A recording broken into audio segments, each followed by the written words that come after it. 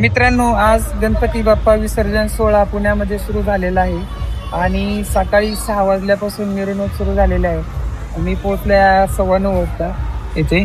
आता इथून सुरू होते बरं का, आपण इथून पाहण्यासाठी सुरुवात करणार आहे आणि आता पुढे पुढे खूप गर्दी आहे तिकडे चाललो। मित्रांनो, पुण्यातील गणेश उत्सव म्हणजे नुसता गणेश उत्सव नसतोय, सण असतोय सण।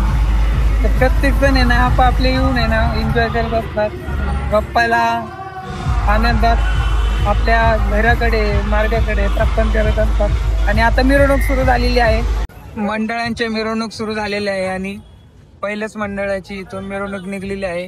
कसबा पेठ मंदिरातील जे कसबा गणपती आहे त्याची देखील मिरवणूक सुरू झालेली आहे।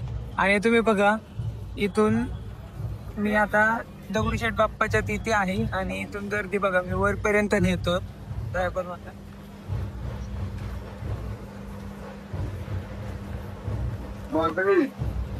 बघा मित्रांनो, इथे आपल्या श्रीमंत दगडूशेठ आपले गणपती बाप्पाचा रथ सजतोय आणि हा रथ 4 वाजता मिरवणुकीसाठी तयार होतोय। बघा, आपले परदेशाचे पाहुणे गणपती बाप्पासाठी मोदक अर्पण करतायत।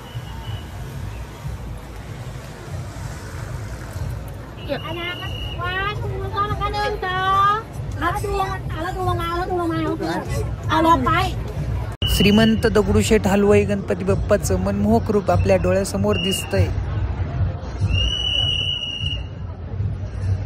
इकडे देखील मंडळाचे गणपती सजतायत आणि थोड्याच वेळामध्ये सगळ्या मंडळाची मिरवणूक निघते आणि संध्याकाळी लक्ष्मी रोडला सगळे एकत्र येतात। मंडळाचे सगळे गणपती आता थोड्याच वेळामध्ये मिरवणुकीला निघतील। शासकीय नियमानुसार सगळं पालन करतात। कितीही गर्दी जरी असली ना तरी एकदम पुण्यातील गणेश उत्सव म्हणजे एकदम नियमात साजरा केला जातो। खूप अभिमानाची गोष्ट आहे बरं की।